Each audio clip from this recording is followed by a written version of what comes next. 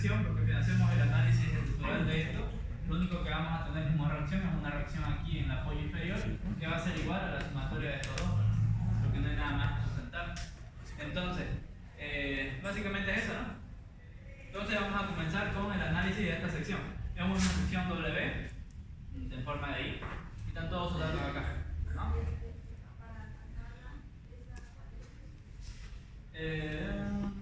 AISC, ¿no? La norma, lo que siempre vamos a manejar es el AISC. Esta es la norma, ¿ya? Y este tema es el capítulo D, ¿no? Capítulo E, perdón. Capítulo E. ¿Ya? Bien. Entonces, como tenemos carga, lo primero que vamos a hacer es la mayoración, para ver qué carga última es la que tiene que soportar este perfil que nos están dando. ¿Ok? Entonces veamos la mayoración de carga.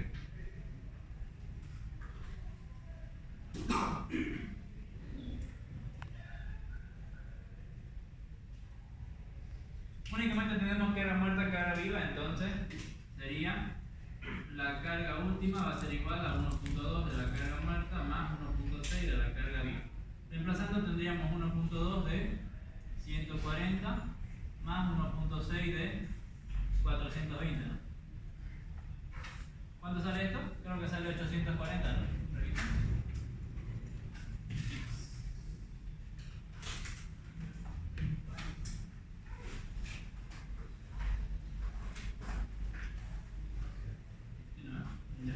Entonces ya tenemos nuestra carga última, que es la que tiene que resistir nuestra resistencia de diseño de este miembro. ¿Bien? Entonces, ya hallamos lo que viene siendo la carga última que tenemos que tiene que resistir este perfil. Entonces ahora lo que viene a continuación es calcular las características de la sección, ¿no? La esbeltez de la sección, para ver si es una sección esbelta o no esbelta.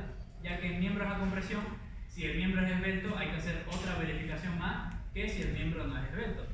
¿Ok? Entonces para ello nos vamos a ir en la norma AISC, en el capítulo B, la tabla D41A. ¿Ok? Está acá. En el capítulo B, la tabla D41A. ¿Ok? Entonces, recomiendo que ya se vayan imprimiendo la norma para que aprendan a manejarla y todo eso, ¿no? Entonces vamos a poner acá clasificación de la sección.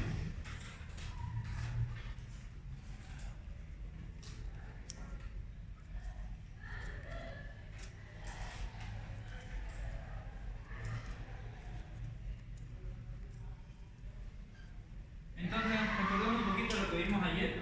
Cuando hablamos de elementos sometidos a compresión, lo que vamos a tener es que estos elementos pueden fallar por distintas formas, ¿no?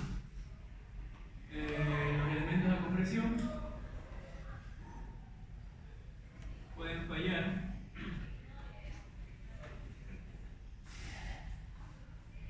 por los siguientes motivos, ¿no? Por pandeo local y pandeo flexionante,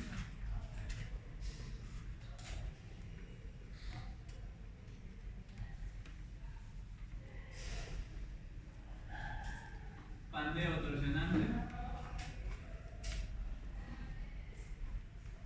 o pandeo por torsión, también podríamos llamarlo. Y después también está el pandeo flexo torsional. ¿Okay? Entonces cuando estamos hablando de columna o miembros sometidos a compresión axial, solamente a compresión axial, únicamente vamos a tener estos cuatro tipos de fallas: pandeo local, flexionante, torsionante, pandeo flexo, torsionante. Los últimos tres es el pandeo que puede suceder en toda la liga, en toda la columna, ¿no? En todo el miembro. Sin embargo, el primer tipo de falla, que es el pandeo local, es uno que ocurre en los elementos de la sección transversal. ¿Okay? O sea, no es un pandeo que se da en toda la liga, sino que es un pandeo, como su nombre lo indica, local. ¿Bien? Entonces, para ello, por ejemplo, nuestro ejemplo número 2, tenemos una sección I. Entonces, lo primero que hay que verificar es el pandeo local, si es que aplica el pandeo local para este caso o no. ¿Bien?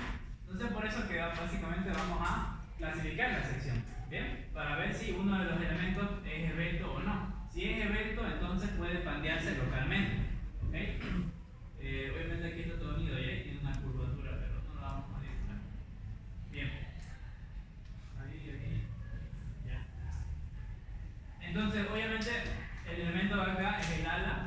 este de aquí es el arma, ¿no? Este es el ala y este es el arma. Este igual es un ala. ¿Bien? Entonces, en la tabla de acá, ayer yo les explicaba que hay dos segmentos, ¿no? El primer segmento, que es del caso 1 al 4, habla sobre elementos rígidos. Y el caso del 5 al 9 habla sobre elementos rígidos. ¿Bien? Los primeros son los no rígidos y los otros son los rígidos. Van a disculpar. Entonces los primeros, del 1 al 4, hablan de los elementos no rígidos y del 5 al 9 hablan de elementos rígidos. ¿Cuál es la diferencia entre elementos rígidos y no rígidos? Como dijimos ayer, los elementos rígidos son aquellos de los cuales se conectan a otros elementos en ambos extremos de dicho elemento. Por ejemplo, el arma, en este caso, el arma únicamente es este pedacito de acá. Esto de acá y esto de acá, ¿cierto? Únicamente esa parte de toda la sección es lo que se conoce como el arma. Entonces, este elemento se está conectando a otro, ¿no? En ambos extremos, tanto aquí arriba como acá abajo, ¿verdad? Entonces podemos decir que este elemento para esta sección es un elemento rígido, ¿ya? El elemento del arma. Sin embargo, las alas por lo general no son rígidas. Bueno, casi siempre creo que no son rígidas, ya que únicamente hay un punto de ellas que está conectado a otro elemento. No están conectados a otros puntos, como en este caso acá, ¿verdad? Entonces, las alas serían elementos no rígidos, ¿no? Elementos no rígidos.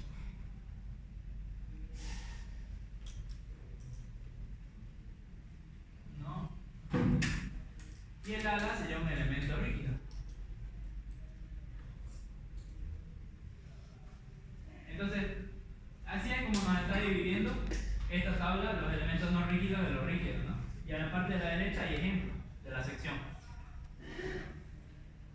Por ejemplo, para una sección T como se ve acá,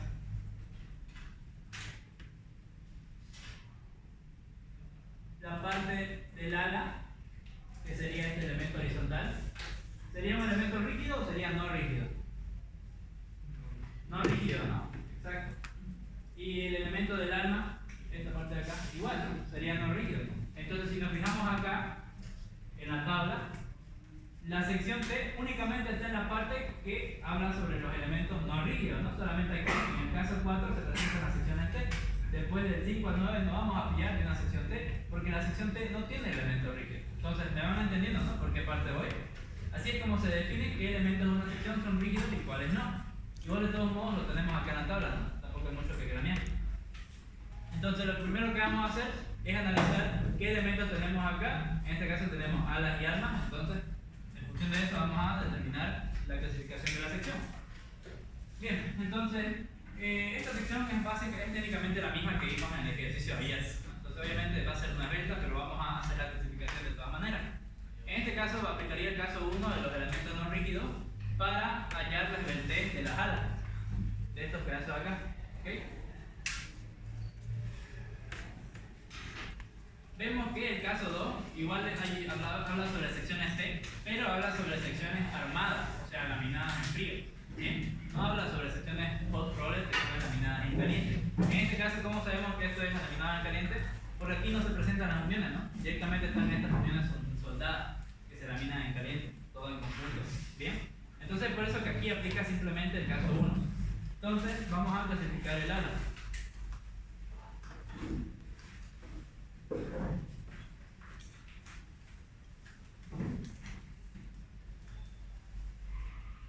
Clasificación del ala.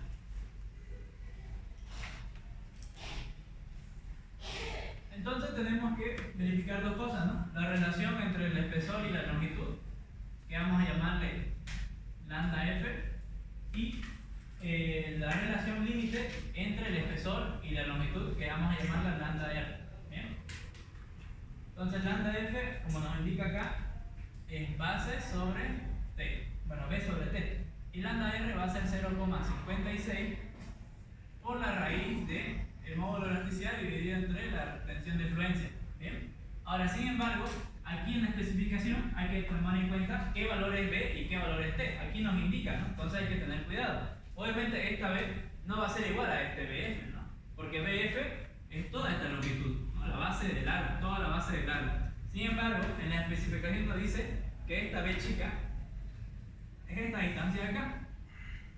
Del centro de gravedad, perdón, del eje principal Y, digamos, desde la mitad de la sección hasta el extremo. Entonces esto nos indica que es B. ¿Okay? Entonces por lo tanto, podemos decir que B va a ser igual a BF sobre 2. ¿No? Vamos a dibujarlo más abajo. Entonces BF sobre 2 dividido entre C. T en este caso nos dice que es el espesor del ala, ¿no? Esto va a ser T. Entonces va a ser igual a TF, ¿no? Que es igual es el espesor del ala, 0,71. Entonces, reemplazando los datos vamos a tener 14 y 14,5 entre 2 dividido entre 0,71. Y vamos a tener una respuesta.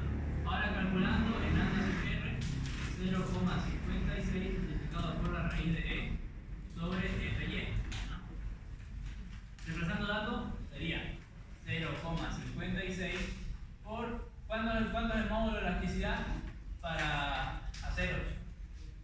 Para hacer dulce. 2,1. Sí, pero en KSI 29.000. 29.000, ¿no? Exacto, 29.000 KSI. 29.000 dividido entre el FY. ¿Cuál es la tensión de fluencia para un acero A992?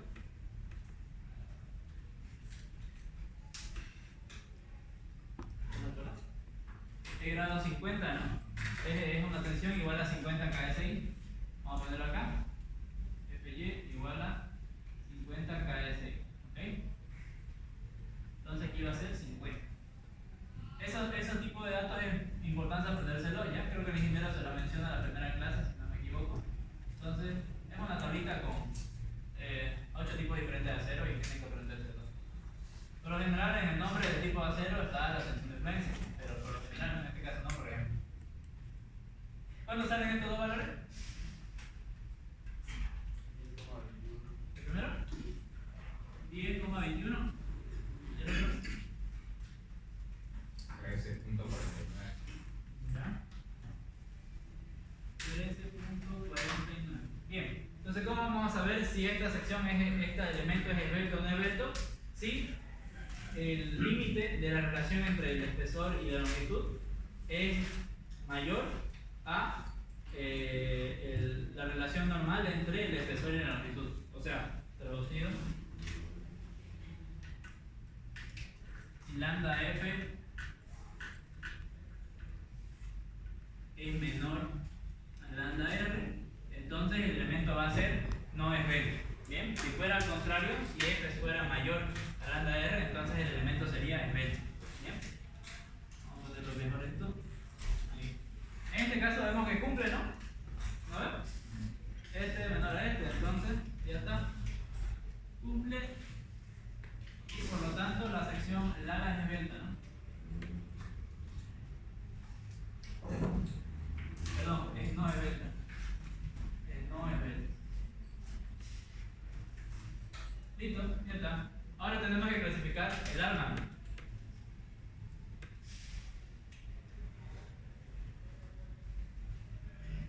Clasificación del arma. Bien.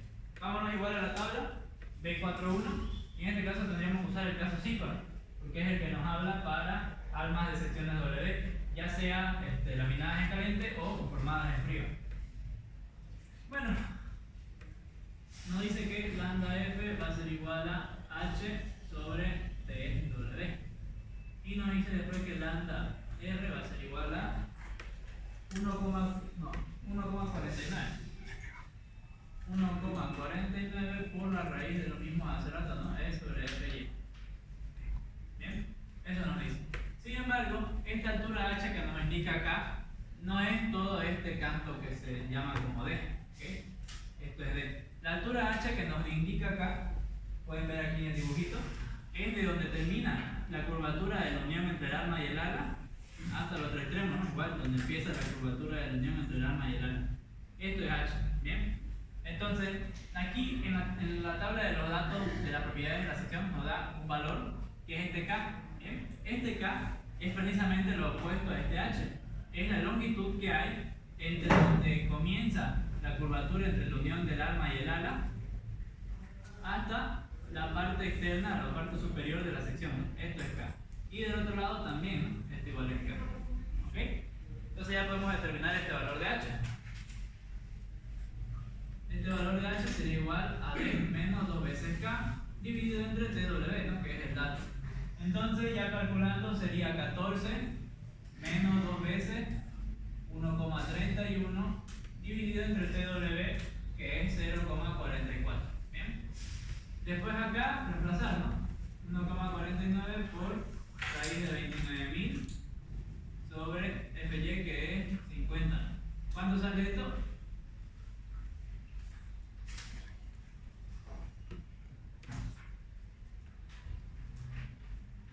25.86. Ya. 25.86. ¿Y el segundo?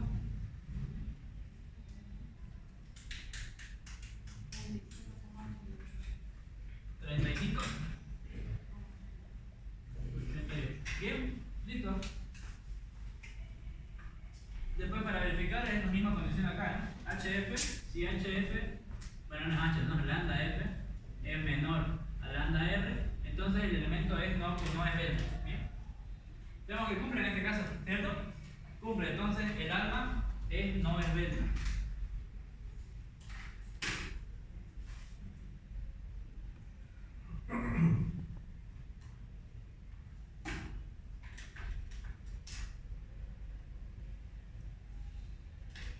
Y bueno, ya podemos poner una conclusión, ¿no? Para cerrar esta parte.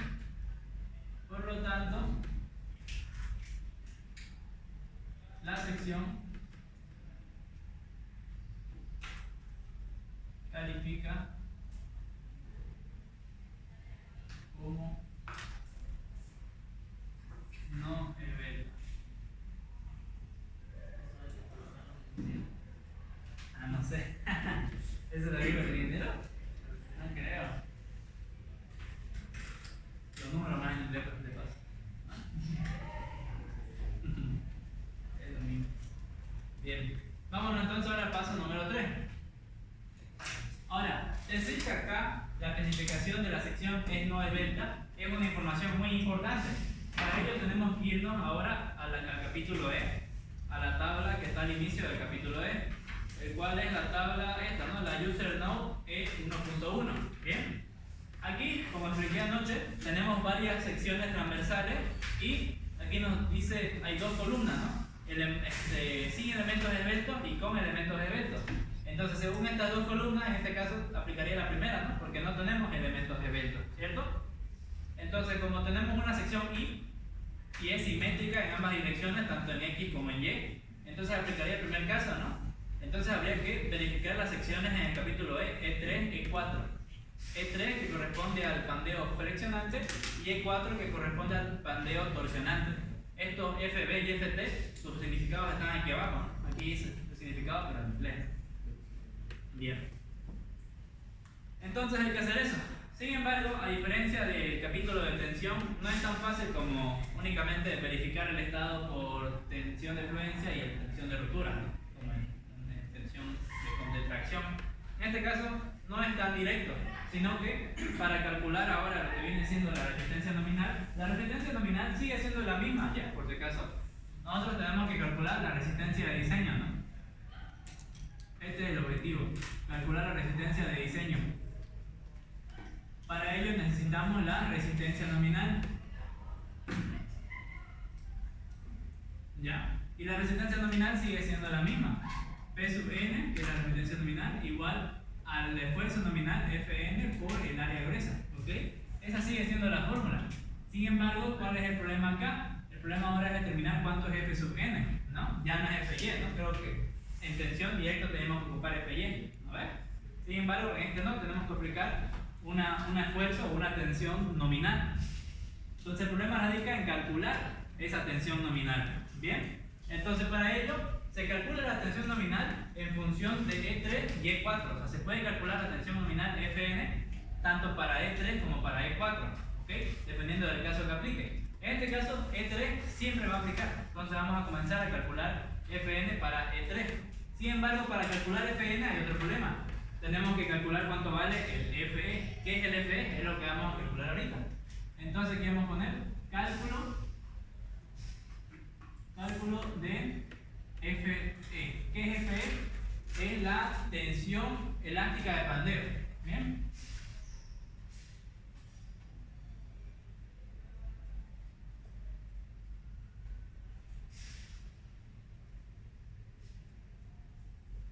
¿Listo? Entonces, eso es lo que vamos a calcular, la tensión elástica de pandeo. Si nos fijamos en la norma, en la sección E3, nos dice, ¿no?, cómo hay que calcular el FN. Acá en la parte de abajo de la sección E3 nos indica cómo hay que calcular FN. Sin embargo, para calcular FN se necesita FE, ¿no? Y en la parte de atrás nos indica cómo calcular el FE, que aquí nos dice el significado. Es la tensión de pandeo elástico, la tensión elástica de pandeo. ¿Bien?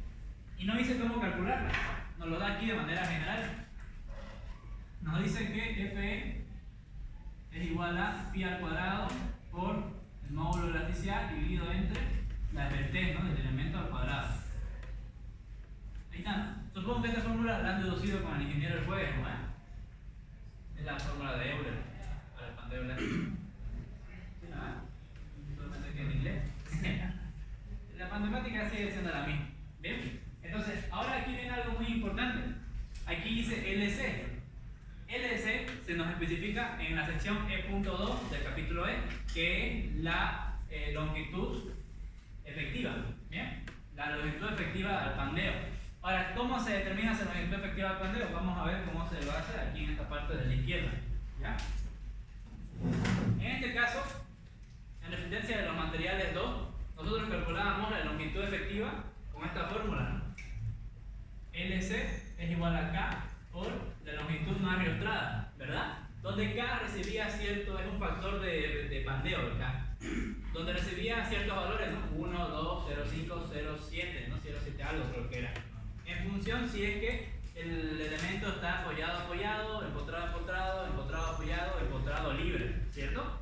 Sin embargo, en la vida real, en la práctica, muy pocas veces se ocupan esos factores tabulados. Antes se ocupaba, pero ahora ya no, porque si se ocupa un factor de pandeo muy alto, supone que la construcción de ese elemento va a ser más cara. ¿Bien? Pero si suponemos un factor de pandeo más bajo, hay menos seguridad, ¿no? Entonces los programas hoy en día lo que hacen es calcular mediante el análisis directo o mediante un análisis de pandeo.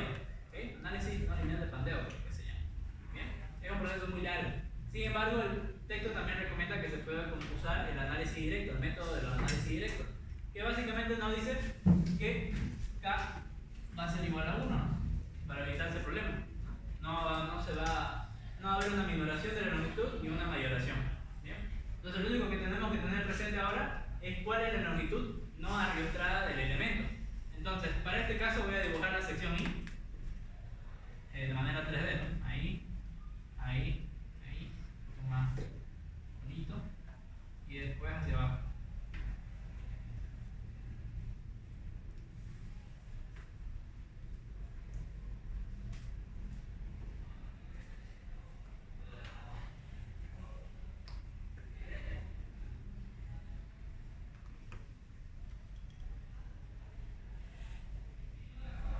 Bien, sí, más o menos. ¿Ya? Es una sección I. Hasta acá. Listo. Entonces, ahora para esta sección, su eje Y de la sección es el eje vertical, ¿no? Vamos a hacerlo como azul. Todo esto de acá es el eje Y. ¿Bien? Y este de acá es el eje X. Y obviamente saliendo de la pizarra está el eje Z. Visto acá en este lado, el eje Y pues sería este de acá, ¿no?, el que está en el sentido donde se encuentra la mayor inercia. Y en el eje X se encuentra en esta parte. Y el eje Z hacia arriba, verticalmente. Esos son los ejes. Bien. Entonces, tenemos como información que existe un arrastramiento alrededor en la misma dirección del eje Y. ¿Eso qué me dice? Que hay un arrastramiento acá, en este eje. Por lo tanto, el arrastramiento estaría acá, ¿no? Como dice a la mitad, pues a la mitad más o menos. ¿No? Entonces aquí va a haber otro elemento. No voy a dibujar la sección del elemento porque sería mucho texto. Sin embargo, ahí está. Ahí tenemos un elemento que está conectado a L medio, ¿no? Está arrastrando, por así decirlo. Obviamente, para evitar problemas, está arrastrando así, ¿no? En los extremos.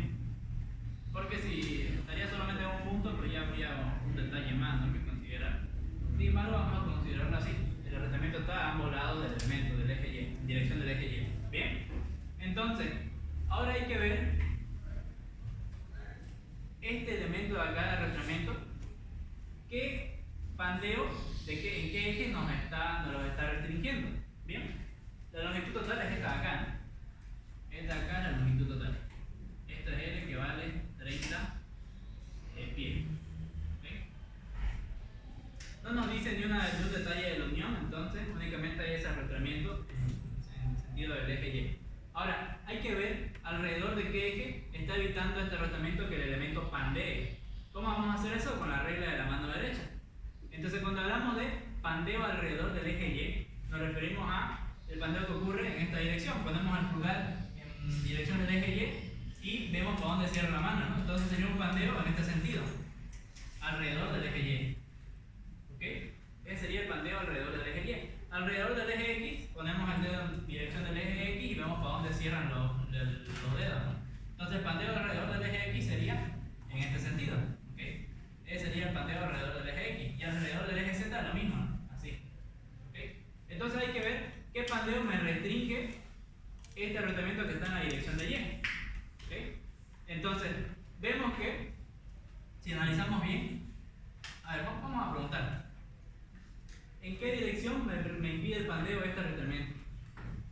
Sabiendo ya cuáles son los ejes de pandeo, ¿no? Cómo rotan, cómo es el pandeo en función alrededor de los ejes. En el eje Y, vemos que el eje Y, cuando hablamos de pandeo alrededor del eje Y, va a ser en este sentido, ¿no? Entonces se va a pandear en este modo, o sea, el elemento va a ser así, ¿no? Se va a pandear así. Entonces, este arrastramiento impide este movimiento. No, porque para que lo impida aquí tendría que estar el arrastramiento, ¿cierto? Sí. Contrario a la dirección del pandeo, ¿verdad? Entonces, por ende, ¿qué eje de pandeo me estaría restringiendo este arrastramiento? ¿Qué dirección de pandeo? En el X, ¿no? Porque vemos que si ponemos el dedo en esta dirección, vemos que se puede pandear así, ¿no? En esta dirección. Entonces, así, ¿no? Así tendería a pandear este elemento. Sin embargo, este elemento de arrastramiento me está evitando este pandeo, ¿cierto? Entonces, por lo tanto, vemos que la longitud no ariostrada de X va a ser L medio, porque está evitando la rotación de pandeo alrededor del eje X. ¿Bien? Entonces, ya una vez definido eso, ya podemos determinar nuestro LC, ¿no? Que es igual a L, la longitud no ariostrada. Entonces, aquí vamos a determinar LCX, LCY y LCZ. ¿Okay? LCX, como vemos que el arrastramiento está pidiendo el pandeo alrededor del eje X, entonces aquí va a ser ¿cuánto? L medio, ¿no? ¿Cierto?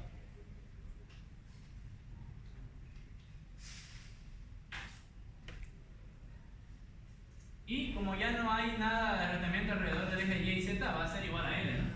Se mantiene, igual a L, ¿ok? ¿Siguen hasta ahí? ¿Todo bien? Ok.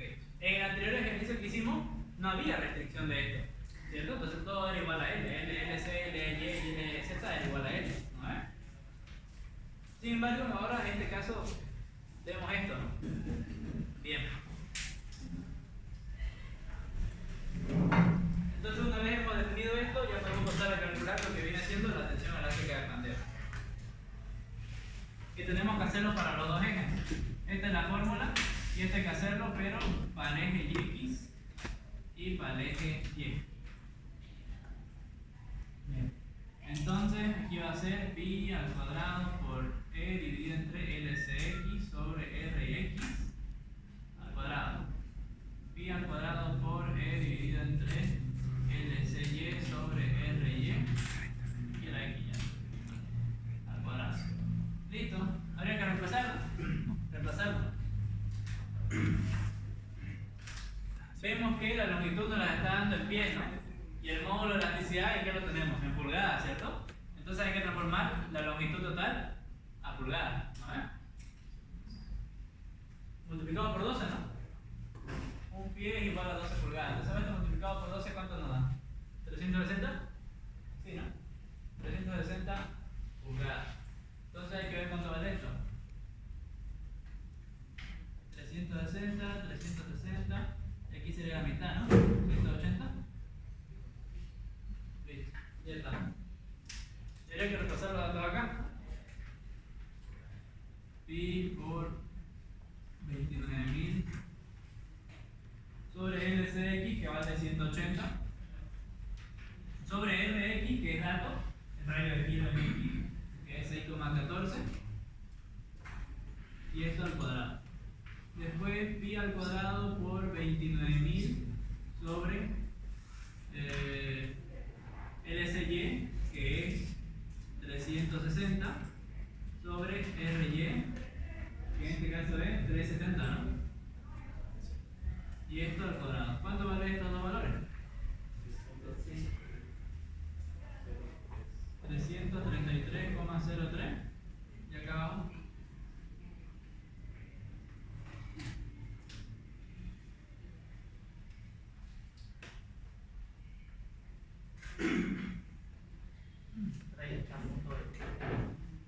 $30.23. Ya. Es una tensión, ¿no? Entonces va a ser KSI. KSI, KSI. Bien. Ahora hay que ver si aplica en la sección E4, ¿no? ¿Qué nos dice la sección E4? Habla sobre pandeo torsional y flexo torsional. En este caso el flexo torsional no entra, ¿no? Por lo que ya lo descartamos en la tabla anterior, en la E1.1, E1.1, donde nos dice que para este tipo de sección únicamente aplica pandeo flexionante y pandeo torsionante, no nos habla de flexo torsional. Entonces, hay que ver acá las delimitaciones que nos da la norma, ¿no? E4 aplica para secciones simétricas en una sola dirección, o sea, un eje, no simétricas, doblemente simétricas, secciones armadas, y cuando la longitud no arrastrada torsional exceda la longitud no arrastrada lateral. ¿Bien? ¿Eso a qué se refiere? Se refiere, la longitud no arrastrada torsional es el LZ y la longitud no arrastrada lateral son los X y Y. Entonces, si LZ es en algún punto mayor a X o a Y, entonces aplica E4. ¿Bien? Si la sección fuera, digamos, no fuera doblemente simétrica, a ver, claro, si la sección, por ejemplo, fuera doblemente simétrica, pero LC es igual a LY y LX, entonces no aplica E4 porque no habría que aplicar, ¿no? Como el anterior ejemplo, ¿no? El que hicimos anoche en virtual, LCZ era igual a Y y X, por lo tanto E4 no aplicaba. Sin embargo, en este caso, LZ es mayor a LX, ¿no? Entonces por lo tanto hay que aplicar E4. ¿Bien? Entonces en este caso E4 aplica. Entonces aquí me olvidé ponerle según E3, ¿ya? Esto que acabamos de hacer es según E3. Ahora hay que hacer igual, seguimos en el mismo paso. Vamos a calcular la tensión elástica de pandeo, pero ahora según E4. ¿Bien? Voy a borrar ese que está ahí. No lo quedamos. ¿Sí? ¿El aire?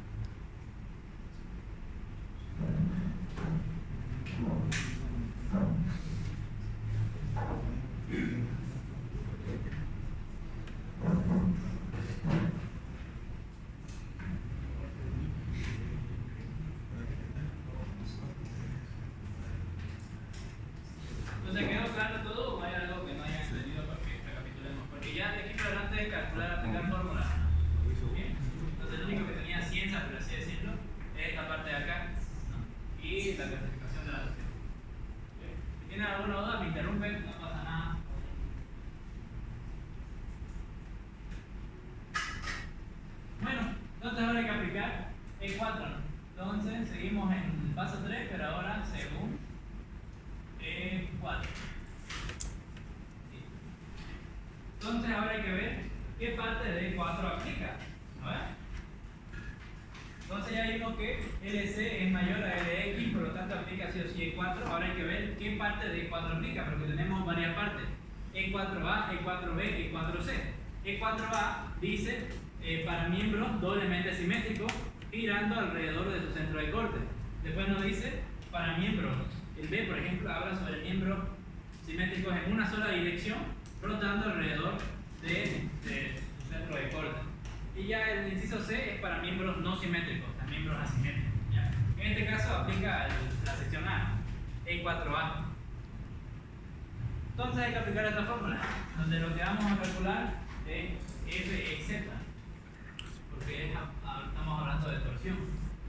FEZ va a ser igual a pi al cuadrado por n CW dividido entre LCZ al cuadrado más G por J por 1 sobre inercia en X más la inercia en Y. ¿Ok? Sí. Ahora aquí tenemos un dato que no está ahí en las propiedades de la sección, ¿no? Porque es esta G. La G es el módulo de elasticidad transversal. Entonces el módulo de elasticidad transversal se puede calcular de la siguiente manera. El módulo de elasticidad longitudinal dividido entre 2 multiplicado por 1 más un factor mu. ¿Bien? Este de acá, este mu, tiene su valor, está tabulado y creo que es el mismo para las secciones de acero dulce. Está en esa tablita que les mostró el ingeniero. Pues no me acuerdo muy bien qué valor tenía. Voy a fijar en mi libro ya.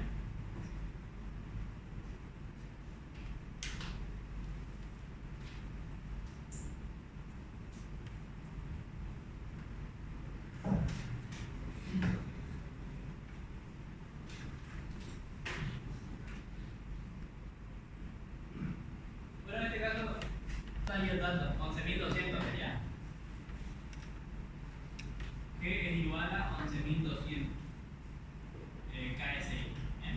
En caso de que no los dé, hay que ver cuánto es este factor mu y calcularlo con esta fórmula de ahí. ¿Ya? Pero para este caso aquí está el dato, 11.200 es el módulo de la elasticidad transversal para el acero dulce. Entonces ya tenemos todo, ¿no? Únicamente hay que reemplazar, ¿no? Es igual a pi al cuadrado por 29.000, que es el módulo de la sección longitudinal, por CW, que es un dato de la propiedad de la sección, una propiedad de la sección que es 16.000. Entonces por 16.000, todo esto dividido entre la longitud no ilustrada en z al cuadrado, que sería 360 al cuadrado, ¿no? 360 al cuadrado. Perdón, todavía no cerramos, sino que sumamos G, que ya pusimos ahí cuánto vale, 11.200, multiplicado por J, que es una propiedad de la sección también, 4,06. 4,06. Cerramos paréntesis y esto multiplicado por 1 sobre la sumatoria de las inercias en X y en Y. 999, vamos por orden, más 362, ¿no? ¿Cierto? Listo. Entonces ya está, ¿no? Únicamente habría que tener cuidado a la hora de poner estos datos en la calculadora. Ahí tendríamos FEZ. ¿Cuánto sale este valor?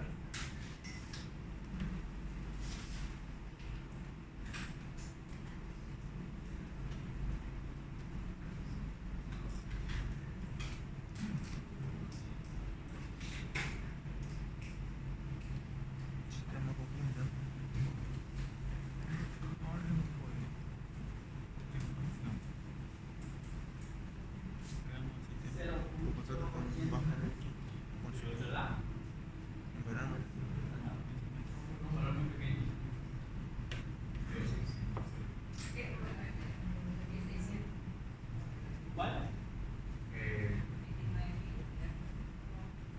29.000 por 16.000.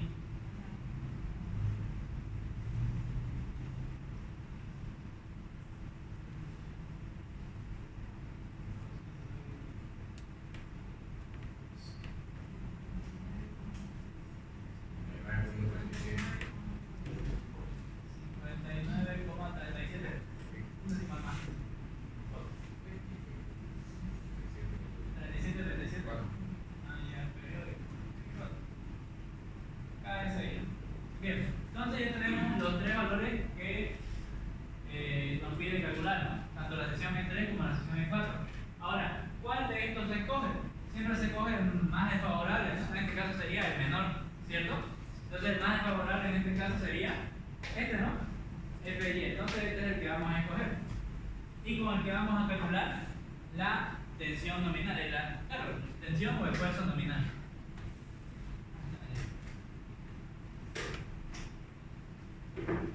Entonces este es el que vamos a ver. Vamos a ver acá, por lo tanto, FE va a ser igual a FY, que es igual a 30,23. Bien. Ahora sí podemos ir al siguiente punto. 4. Cálculo de Fn, que es el esfuerzo nominal o tensión nominal también.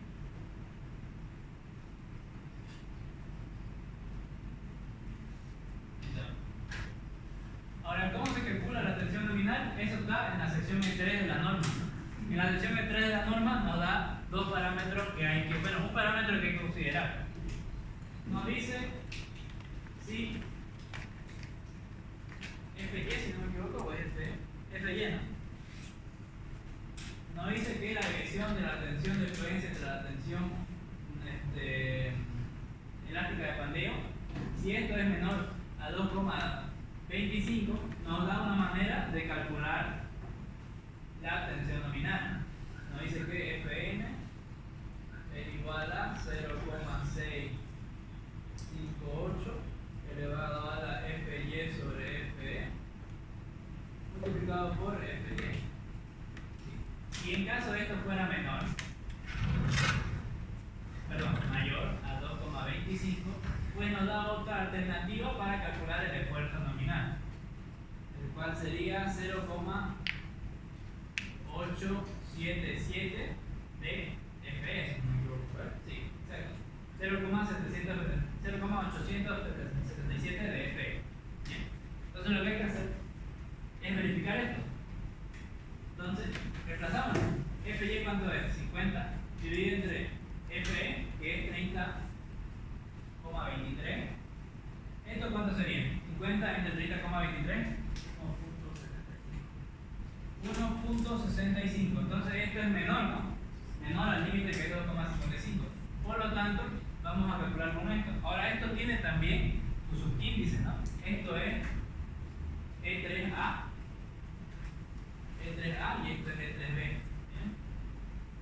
Entonces vamos a calcular según E3A. Aplica E3A. Por lo tanto, Fn va a ser igual a 0,658 elevado a este valor. Para evitar errores por redondeo vamos a poner todo esto, ¿ya? No 1,65. Que sería 50 entre 30,23. Y multiplicado por Fy, que es 50. ¿Cuánto sale Fn?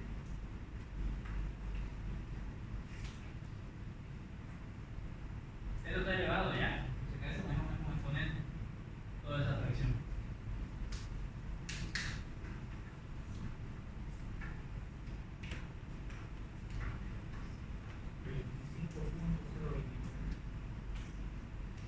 Entonces Fn es igual a 25.023 KSI. Listo. Entonces sería Fn, la tensión nominal. Y ya con eso podemos pasar a calcular en la resistencia nominal de la sección. Entonces paso 5, cálculo de la PSN, que es la resistencia nominal.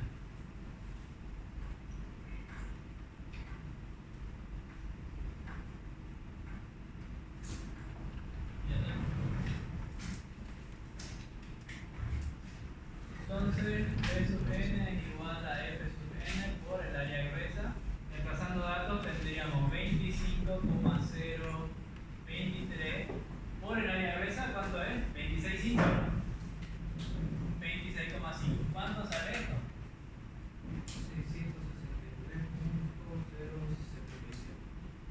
0,77.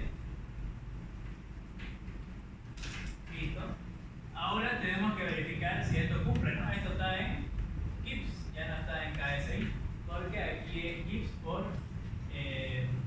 KSI por pulgada al cuadrado. Entonces ahora hay que verificar si esto cumple. Bien. carga última siempre tiene que ser menor o igual a la resistencia de diseño, que es el peso N multiplicado por el coeficiente de seguridad. Que para compresión, para elementos de compresión, el coeficiente de seguridad es 0,9. ¿Okay? Para, obviamente, estructuras de metal, ¿no? Para estructura de hormigón es otra cosa. Pero para estructura metálica es 0,9. Entonces, 0,9 por 663,077. ¿Cuánto vale esto?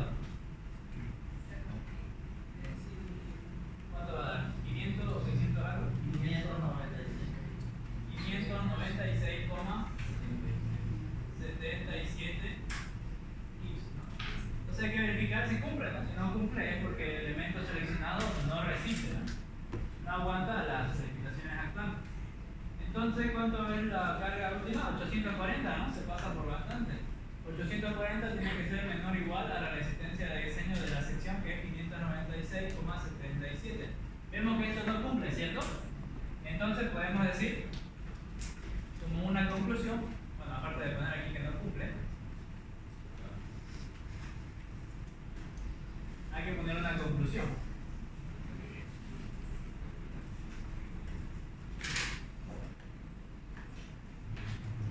Entonces, en la conclusión vamos a poner lo siguiente.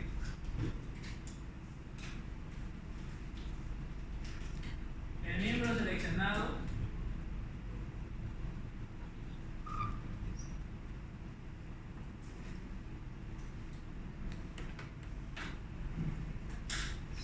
gobernado por el pandeo lateral alrededor del eje Y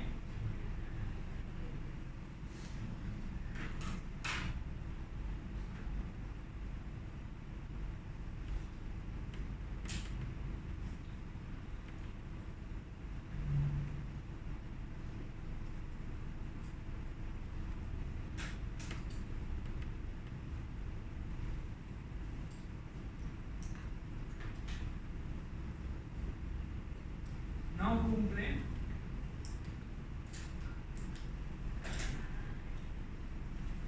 con la máxima solicitación.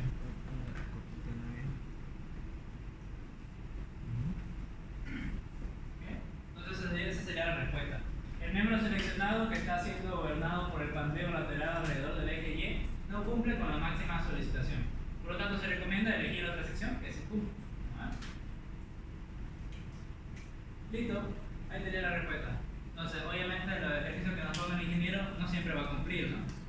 Está bien que a veces ponga un ejercicio que no cumpla. Por ejemplo, en mi examen final del anterior semestre era un ejercicio donde había que determinar si el miembro que nos daba él cumplía por solicitaciones combinadas, es decir, por normal y por flexión. Y no cumplía ni normal ni flexión. Entonces, si no cumple, no cumple. Hicimos bien los cálculos y no cumple es porque el miembro seleccionado, la sección seleccionada, no cumple para esa solicitación. ¿Está bien? Entonces daría la respuesta.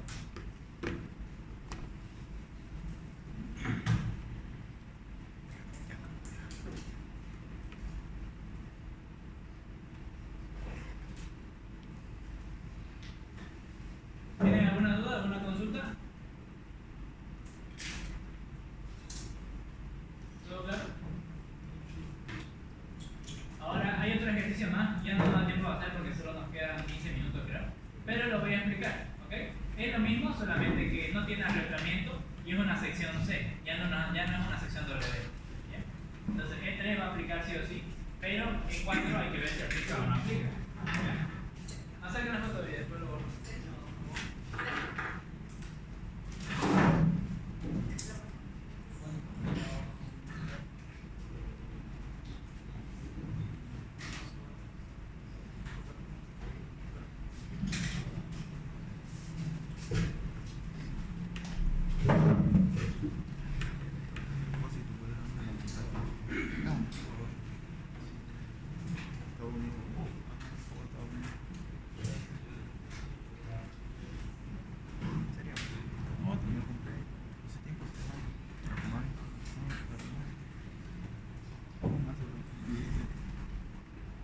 La tensión magnética del pandeo que escogimos es FY, y FY está relacionado al pandeo alrededor del FY, ¿no?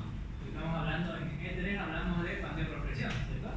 Entonces, para agregar acá, podemos decir por el pandeo lateral alrededor del eje Y por el pandeo presionante.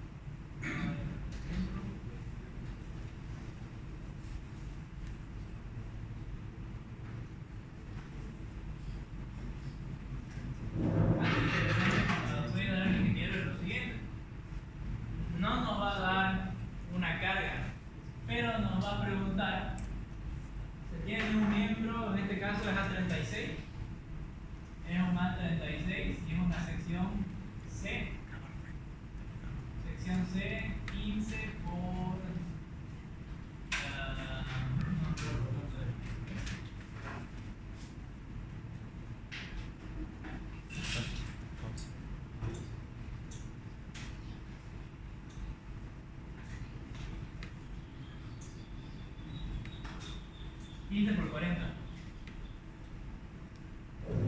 Bien. A36 una sección 15 por 40. Bien. Determinar la máxima capacidad resistente para el miembro seleccionado. Bueno, que puede soportar la sección.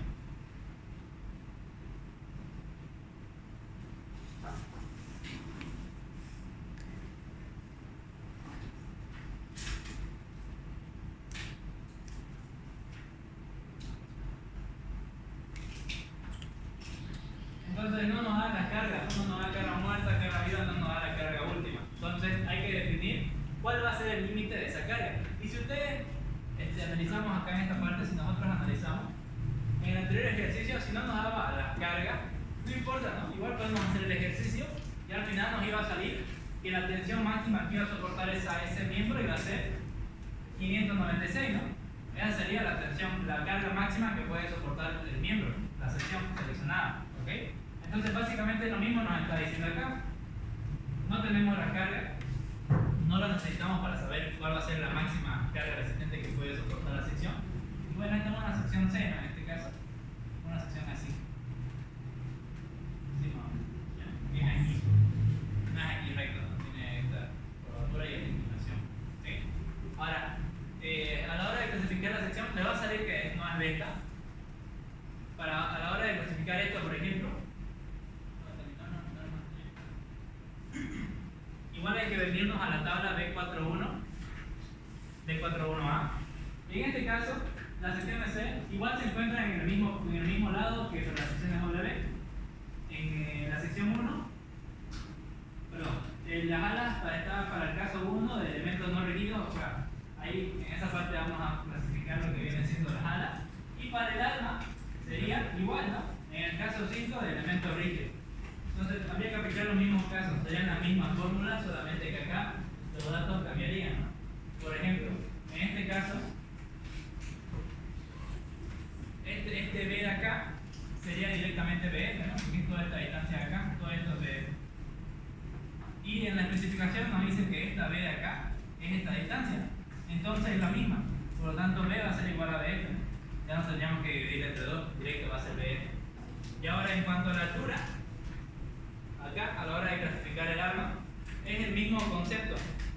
H es la distancia desde donde termina la curvatura de la unión entre el arma y el ala, o sea esta distancia acá, hasta donde empieza de nuevo la curvatura de la unión entre el arma y el ala.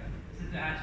Entonces igual va a ser lo mismo, va a ser D, que es toda esta distancia, menos 2 veces K, que va a ser esta otra distancia de acá. Esto va a ser K y esto va a ser K. Obviamente son otros datos. Esto va a ser K y esto va a ser K. Después, ¿qué más?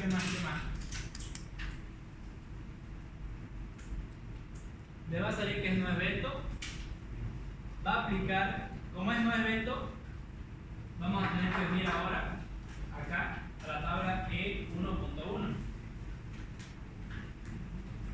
y ver qué caso aplica, ¿no? Vemos que la sección C,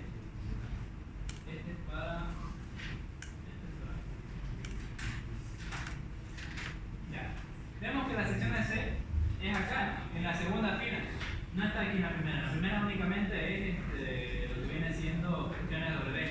En la segunda fila ya tenemos secciones C, secciones W asimétricas. Y vemos que para elementos no esbeltos aplica E3 y E4. Solamente que en vez de pandeo flexional y pandeo torsional, aplica pandeo flexional y pandeo flexo-torsional. O sea, ya no aplica únicamente el pandeo por sección, sino pandeo flexo-torsional. Esa es la única diferencia. Después igual hay que aplicar E3 y E4. Sin embargo, ¿qué sucede acá?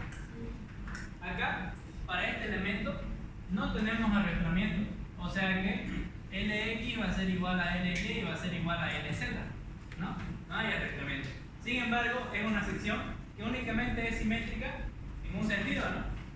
Vemos que, simétricamente hablando, no va a ser simétrico en Y, ¿no?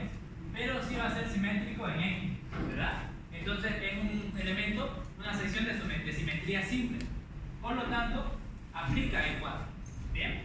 Vemos que acá nos dice para lo primero que dice, esta sección aplica para elementos que tienen simetría en un eje. Entonces hay que ver cuál de estos aplica, ¿no? Si es E4A, E4B o E4C. E4A sabemos que es para elementos doblemente simétricos, entonces E4A no aplica. E4B, aquí sí, ¿no? Nos dice para elementos simétricos en una sola dirección, en un solo eje. Entonces hay que aplicar esta fórmula de acá. Por lo tanto, esto de acá ya no sería, ¿no? Según E4 ya no tendríamos que ocupar esto de acá, sino que tendríamos que utilizar la fórmula E4B, ¿no? Que nos dice lo siguiente: FEZ va a ser igual a, entre paréntesis, FE. Ahora fíjense, aquí hay algo muy interesante. La norma nos especifica que esta fórmula es para cuando el eje simétrico está en el eje Y. Bien, sin embargo, vemos que acá el eje simétrico está en X, ¿verdad?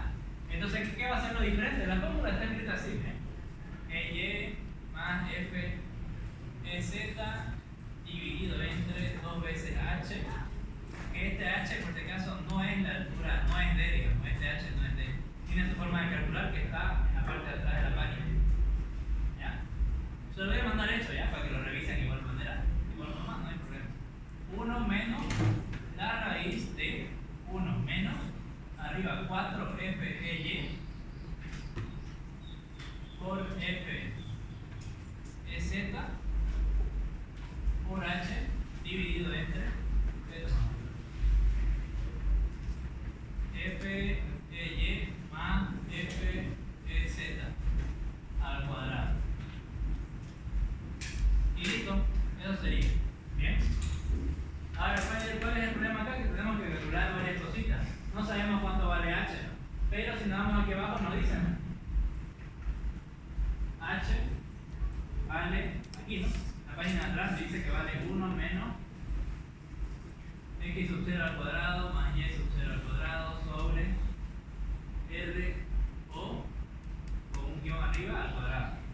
¿Bien? Este término aquí abajo también tiene su forma de cómo calcular y está aquí, ¿no?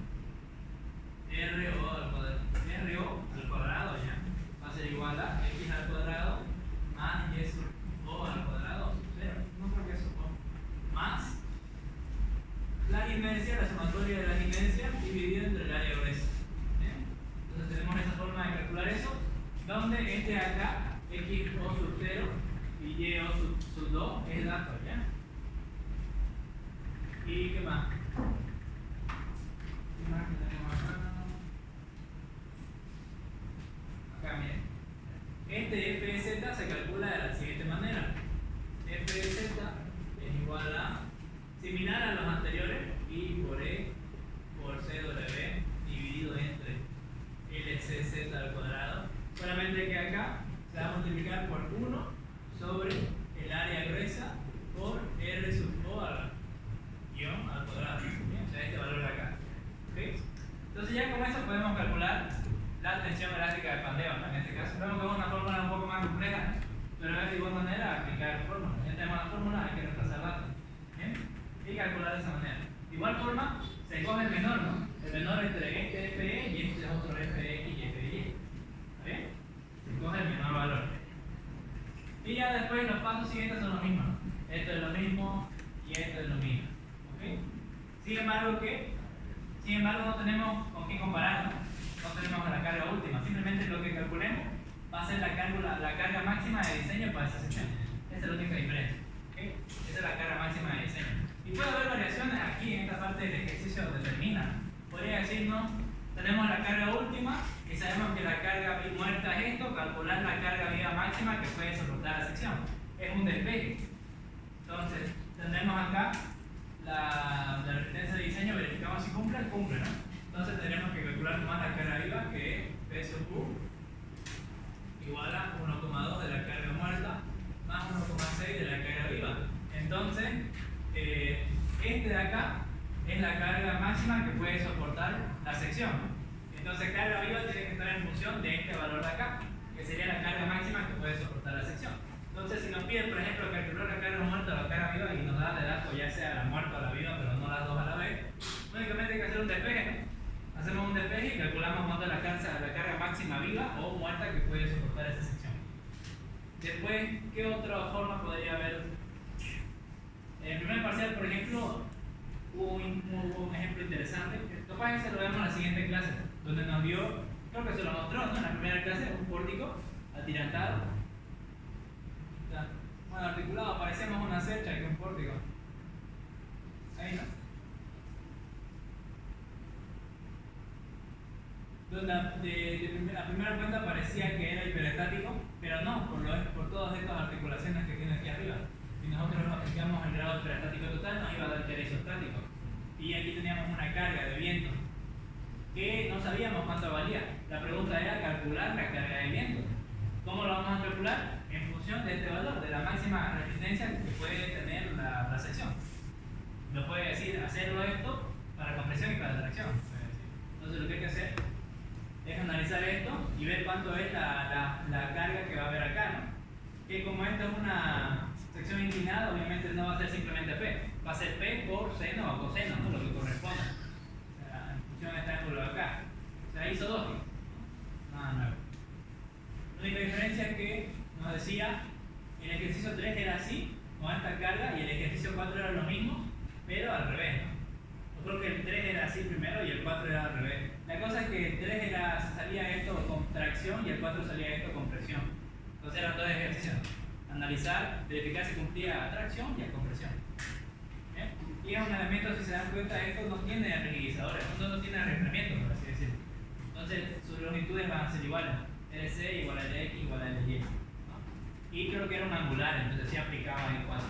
En otra clase vamos a ver ya angulares, que es otra manera de calcular, no es lo mismo. O sea, hay más fórmulas, hay más cosas que verificar. ¿Ya? Entonces, se los voy a mandar por... Claro, el avance.